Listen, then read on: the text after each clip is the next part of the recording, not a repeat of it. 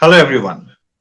I hope you had a great week, and we are back with Weekends with Amit, just to make your weekend a little better. And this week, the subject remains the same: chakras, human physiology, and healing. In the last discussion, Dr. Anisar had given a very good overview of how the healing works, and it kind of set the context. And Professor Goswami also explained about the Kundalini, your awakening, and how it works in a brief detail, or rather, in a very brief manner. So, what we will do is we will get right to the show by welcoming our panelists, Dr. Anisar and Professor Goswami. Welcome to the show. Well, I will pick up right where we left off in the last episode and go to Professor Goswami directly. Is that you spoke about Kundalini awakening in a brief way, and generally, this Kundalini awakening is supposed to be a process, and what we have heard from various old texts and other such literature, even from elder people, is that it takes a lot for the process of Kundalini awakening to really awaken the Kundalini. So I was trying to understand the process in a little bit more detailed way, and maybe with a more detailed view of the chakras that than you what gave in the last talk, and understand whether it is possible for a normal person to have that experience, considering that the lifestyle and other things that kind of invade in our life in a big way and leave very little time for privacy and work on our own. So this is what we wanted to understand. Okay. Hello, everyone. Yeah, this is a very good question. Can everyone have the Kundalini experience? Yes, everyone should be able to have it, except that you have to understand first and then proceed with the creative process. Creativity is essential. The, the myth is about creativity, requirement of creativity. It's special. It's not that simple because in the olden days, people did not understand the creative process. It was really hard. Today, two things has happened. One thing is that the cross-cultural communication between TCM and Ayurveda has taken place, and that has helped us to realize, as it was known in the chakra psychology in India as well, that energy can be moved between chakras. Uh, but this energy movement between chakras is in the usual way through the meridians, is not particularly special because it's already, we have the built-in capacity to the extent that the chakras have been awakened. Awakened in the sense of what is available, what is already in the universal software, in the collective unconscious. So, to that extent, we can, if we have awareness of the chakras, and we have to get to that in a bit, then we can move energy from the lower chakras into higher chakras. But this is already possible. This is already in the collective unconscious. So we're doing nothing new. That is not about Kundalini awakening. Kundalini awakening awakens in the person new abilities. This is the key. The physiology changes, the capacity of intuition changes. This is the key. So to understand it, first of all, we have to understand how do we get an experience at a chakra. Originally, when I discovered the basic theory back in the 90s, I sort of thought that, yes, all the chakras, we should have experiences of feeling. In fact, I said chakras are those points where the physical and the vital collapse together without, of course, any uh, direct evidence to that extent. And then I realized that no, it's not that simple, because in order to have an experience, we need that tangled hierarchy between memory and perception apparatus or cognition apparatus. Cognition is there, feelings are there. That was the whole idea of the theory, that feelings are connected with the functions of the organ at the chakra. But how is the organ like stomach or immune system going to make memory? Not at all clear. And then I thought maybe everything just collapses in the brow chakra. That's how we experience these things. Energy rises all the way up from a chakra into brow chakra, then only we can experience that particular feeling, along with the thought that makes feeling into emotion. And then came the big discovery. It's a long story. I have written it elsewhere. You can read the new book that is coming out that Valentina and I have written. But aside from that, it is now clear that there are two little brains at the heart and at the navel chakra.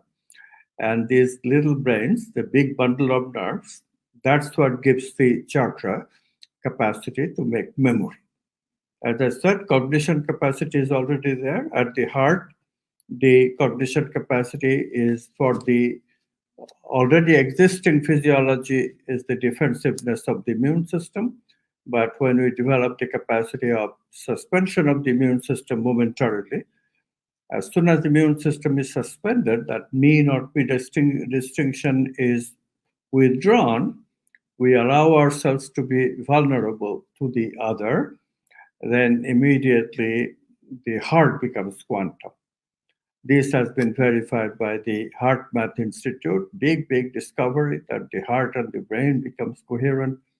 And this coherence is a big sign of quantum functioning. So the heart becomes quantum, and then it's able to handle archetypal collapse much better than before.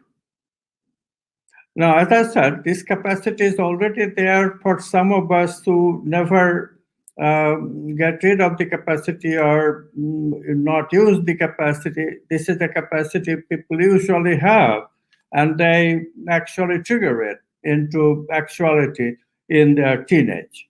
Who doesn't have the experience of romantic love at that age? But it is also true that in this day of individuality, many people suppress that romantic love. This idea of becoming independent cowboy is very common in America, especially. Robert Bly, a poet, called these people Iron Men. They don't want to be vulnerable to anybody. Very much into the defensiveness, the original physiology that allopaths talk about. But of course, first thing they have to do is to awaken that sleeping chakra. This is not as difficult. And this is not a Kundalini awakening experience, certainly. If you do that, then the romantic love, that capacity comes back. Can we do better? This is the question. For higher physiology of the heart, where heart will act as quantum, much better. See, ordinarily, heart acts as quantum only nominally, within a very small spectrum of choices. But now, when it is fully quantum, then the heart can process unconditional love. Unconditional love is what people talk about when they say platonic love. And this is the love that saints talk about. This is the love that in Sanskrit People say, Vasudhaiva Kutumbakam, the world is my family. It's a very wonderful experience. And this can be called Kundalini awakening. Although Kundalini awakening generally talks about, in glorious terms, that the Kundalini rises all the way to the higher crown chakra, but that really is not necessary. So long as there is a quantum leap, we can say it's Kundalini awakening. Kundalini awakening at the heart. Similarly, Kundalini can awake in the navel. What happens then? We have already the capacity of self-worth. Many of us activate that. Some people don't. Women, by cultural conditioning, usually are weak in the navel chakra. So that is equivalent to getting into romantic love. You can awaken that, but that's not a big quantum leap. That cannot be called a Kundalini awakening. But on the other hand, if you get into real new physiology at the navel chakra, and that could be very important. That could prevent the type 2 diabetes, for example, because the pancreas becomes quantum in the case of the navel chakra. So what happens? Before we had just self-worth, and now I have full dose of self-respect, self-love. That capacity of loving yourself is a tremendous capacity. You will never be lonely again. You will never be lonely again because you love your own company. You will never fidget when you are by yourself. A fantastic capacity. And loving yourself also means another thing, which is that you will always have expanded consciousness. This is tremendous.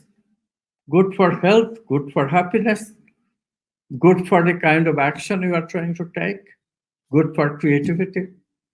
Your intentions can come true if you intend from expanded consciousness rather than the ordinary contracted me-centeredness. So this Kundalini awakening of the navel chakra to new physiology and similarly at the heart chakra for new physiology, they are very, very important events of our life. And of course, the classic one is when the brow chakra similarly awakens. And finally, even the crown chakra can awaken. What happens when the brow chakra awakens like that? This is something very special. It was mythologized by that Shiva burning up Madan. We told that story in the last episode. And the sexual energy rises and sublimation in a big dose. So ordinary sublimation capacity we have. That much is already in the collective unconscious, that much ability, so we just have to rekindle it. But this is sublimation in a big dose. And so we really begin to cultivate ability of exploring the archetypes. Not only love, not only self-love, but also justice for others, truth, wholeness, these advanced, more abstract archetypes.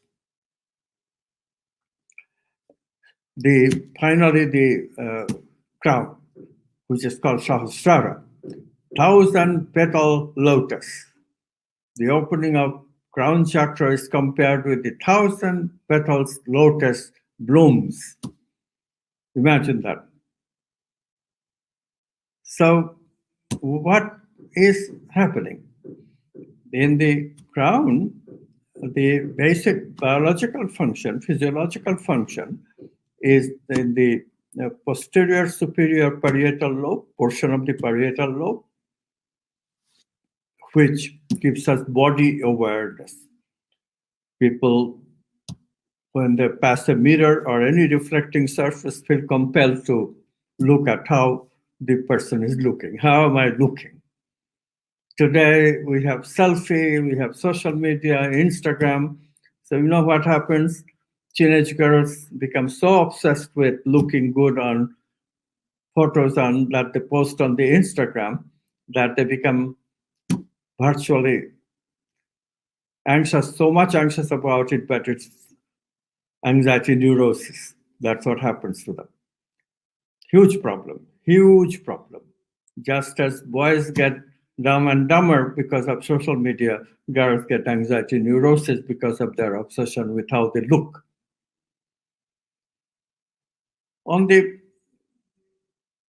positive side, what can we do? Most people are not obsessed like that.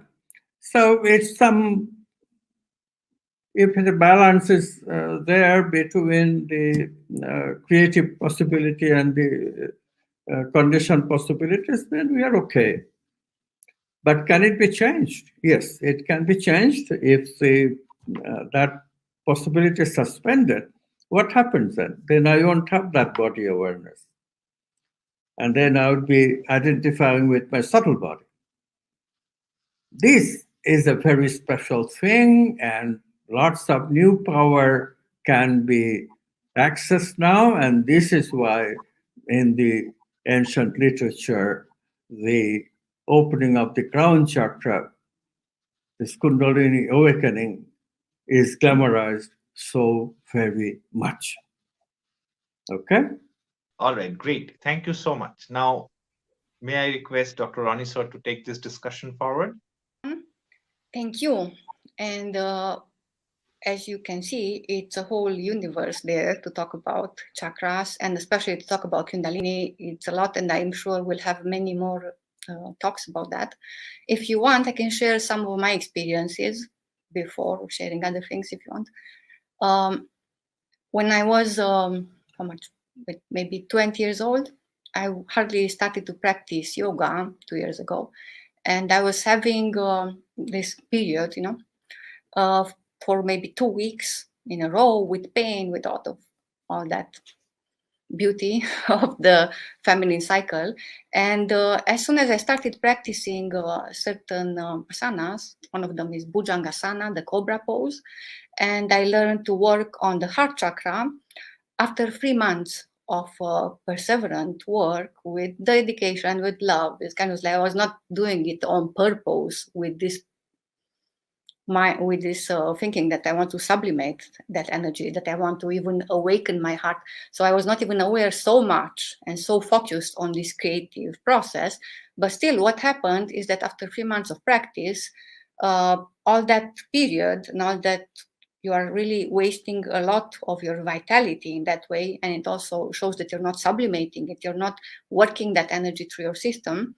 So all that reduced to about 2 days or even less, and remained, So what I say, that was an obvious change in the physiology.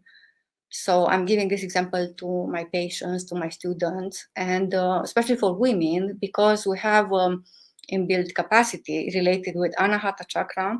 That's the easiest way to learn about sublimation, transmutation. These are, again, phenomena which can happen in the physical body, and not just can happen, they should happen, especially when we want to awaken all that potential which is asleep in the human being. So that was the first experience of that kind. And then a very short time after that, during the sleep, I started to have quite a few experiences of very, very strong awakening of Kundalini. So truly it was, I was looking forward to go to sleep. So as I was falling asleep, very shortly after that, I was really waking up with that feeling of a very powerful electric arc, So it was Muladhara and Sahasrara so strongly activated that I was totally awake, and I was like simply sitting straight with the back straight and in a meditation position automatically, so without thinking, in a state of bliss that you cannot have in the normal mode of functioning. And afterwards, indeed, for a period of time, it was a lot of things were falling in such a place of harmony. And there were many experiences like that, which I had.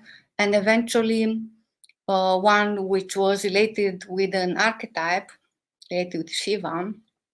It was so special. Again, a very strong, again, in the night it happened for me. Many astral experiences I had related to Kundalini. And after that, for maybe 3 months, I had that very deep perception that every single thing was holy. Like even a simple piece of sand I could see in that truly Shiva. So it was such a state of bliss that I was living in. And I was feeling like I'm not going to come out of that never, ever, But of course it happened after some time.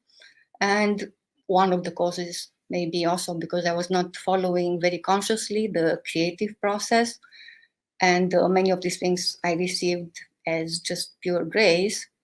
But again, so the effect, of course, it's diminishing. And then again, it's appearing.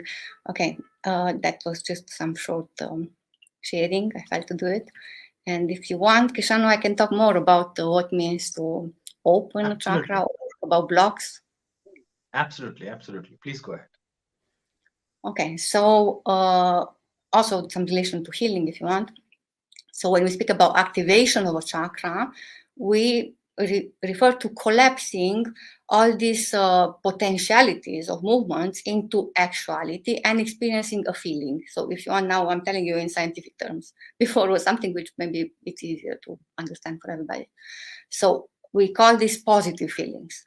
And if you think of vitalizing a chakra, we do that when we bring creative response either to a vital non-local stimulus from another living being, like for example, a loved one, or to an intuition. For example, you're tuning in to resonance with the flower and having this deep intuition of that beauty.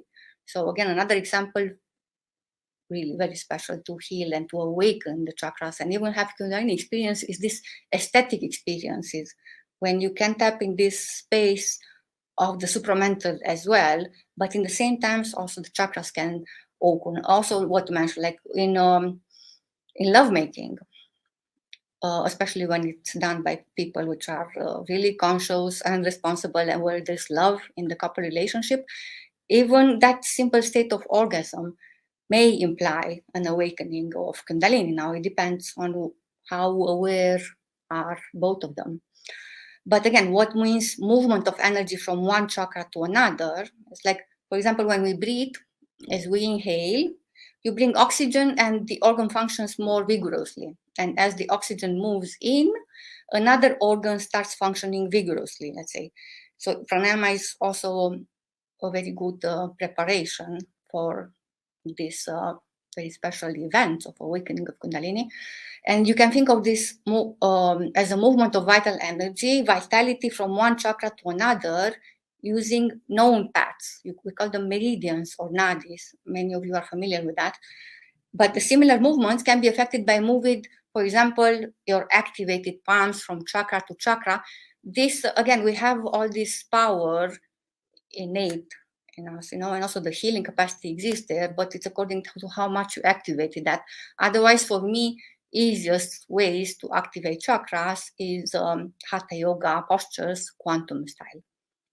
And we teach that, of course. And again, energy is being depleted in one place and enhanced in another in the process, so it depends. But unlike physical energy, there is no conservation law when we are creative. And via resonance, you see,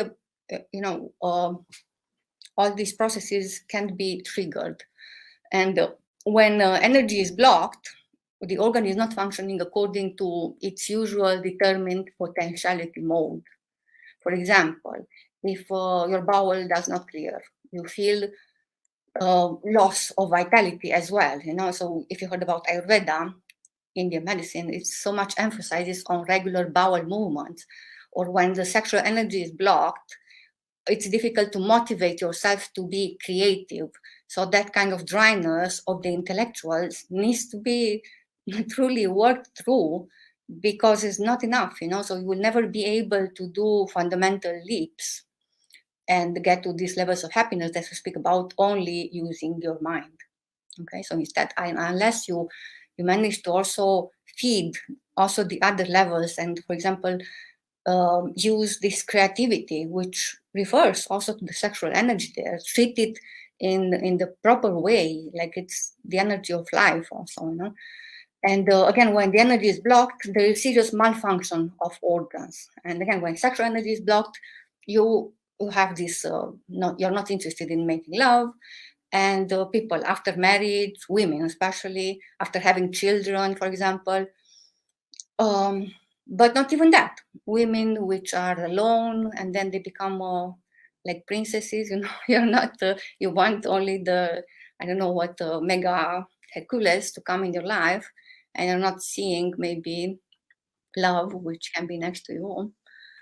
So it's so many things there, you know, and again, we shouldn't waste so much time because we are given so many pearls, you know. So we really are sitting on a mine of diamonds. We have all these beautiful levels, and it's so much to talk about them. And also, we can, of course, talk about the emotions which are felt at different chakra. For example, of course, irritability and anger, they are perceived at the navel chakra. Yeah. Or, for example, the processing of meaning, as hyperactive people do, amplifies again that feeling at the chakra. And if you speak about chronic irritability, that will express itself in the organs of the navel chakra, for example, peptic ulcer. Okay, and then it's more to talk about, for example, fibromyalgia, you know, which is a state of widespread muscle pain. Suppressed emotions all over the body are the cause. Of course, it's a lot more to talk about that, but mainly you should refer to this. And also, another thing is a related disease. It's called the chronic fatigue syndrome, which you may see it nowadays more and more. And for that, the main physical body symptom is this total fatigue. You know, so if feelings are suppressed in all the body chakras, practically all the corresponding vital body movement will be suppressed. Okay, and then you manifest this lack of vitality, which explains the chronic fatigue. And if the feeling suppression involves more the structural parts of the body in which the organs are embedded, but not the organs themselves, the lack of vitality energy may be felt as pain all over the body, and that's fibromyalgia. Okay, so think again, when you allow yourself to be in these states of fear and anxiety, which not always they have reality there. You know, you're not having always all the time this tiger running after you. You know, so you have to check all these flight fight responses, check your resonances, check with what you're feeding your mental, your emotions. Of course, the food also is important, and the quality of the air you're breathing. So again, it's so much about creativity and using all these divine gifts that we have. Of course, it's hard to talk about that, but I don't think now. All right. Great. So we just have a couple of minutes left. So, as usual, it's over to Professor Goswami to wrap it up.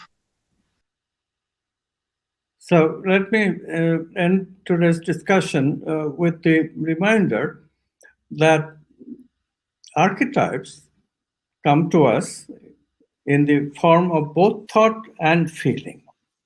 This is very important. It is extremely important to see how the archetypes become narrow, the exploration becomes narrow and not expanding our consciousness when we don't do it properly.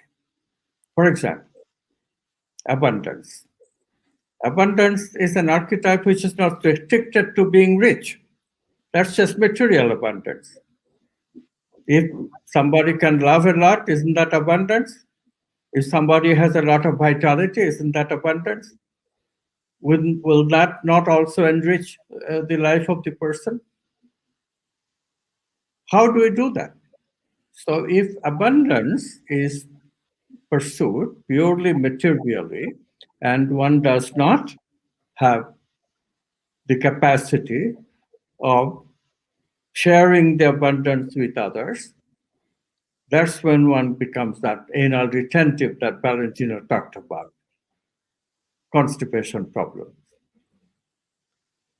You don't want to make a constipated person into an intimate one. constant fear and anxiety. That's what they live. In spite of the fact that they may be very rich. And then the question of how to change that, and this is where that blocked energy has to rise and collapse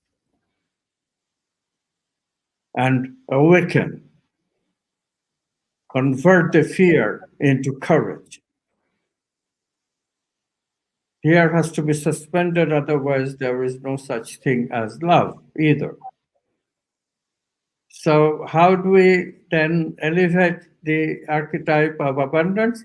Pursue it not solo, but pursue it with the archetype of goodness, as well as the archetype of love.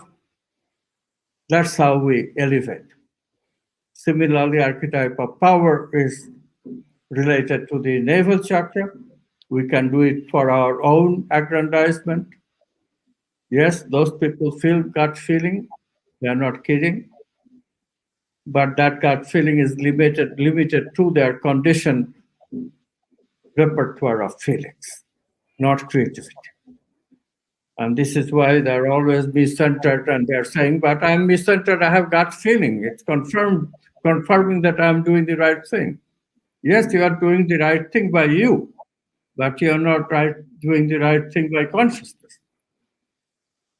So how do we make power not a question of serving yourself, but also serving others? Again, we have to mix it with love.